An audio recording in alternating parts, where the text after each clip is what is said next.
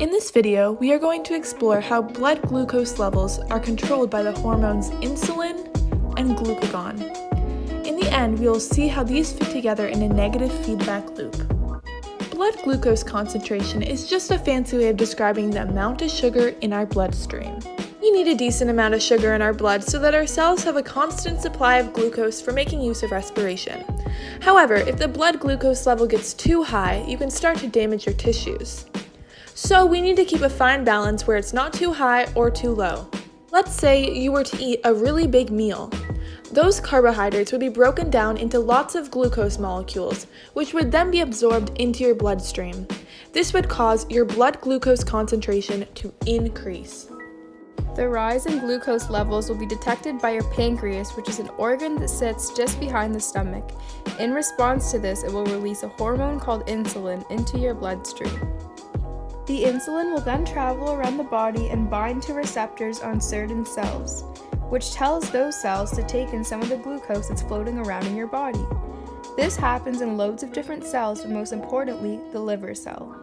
The liver cell will take up lots of the extra glucose molecules and combine them together to form glycogen, which is a form of long-term glucose storage. And so because all of this glucose is being removed from the blood glucose concentration decreases. So we now know how our body fixes high levels of glucose, but we also need to be able to fix low levels of glucose. This is where glucagon comes in. Just like insulin, glucagon is also released from the pancreas, but it actually does the opposite of insulin by increasing blood glucose concentration.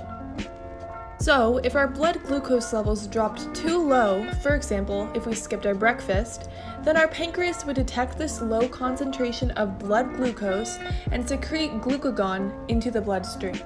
As the glucagon travels around the body, it binds to lots of different cells, but it will mainly bind to liver cells. These liver cells will then take that glycogen that we mentioned earlier and break it down into lots of glucose molecules, and then release these molecules into the bloodstream. This would bring the blood glucose concentration back up to normal so that our cells have a good supply of it for our respiration. If you think about insulin and glucagon together, you can see that they create a negative feedback loop.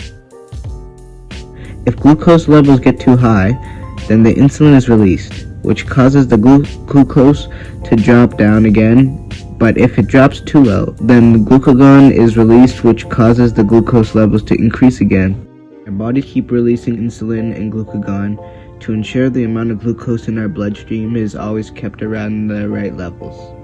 And this is why our blood glucose concentration constantly changes or fluctuates like this rather than being a flat line.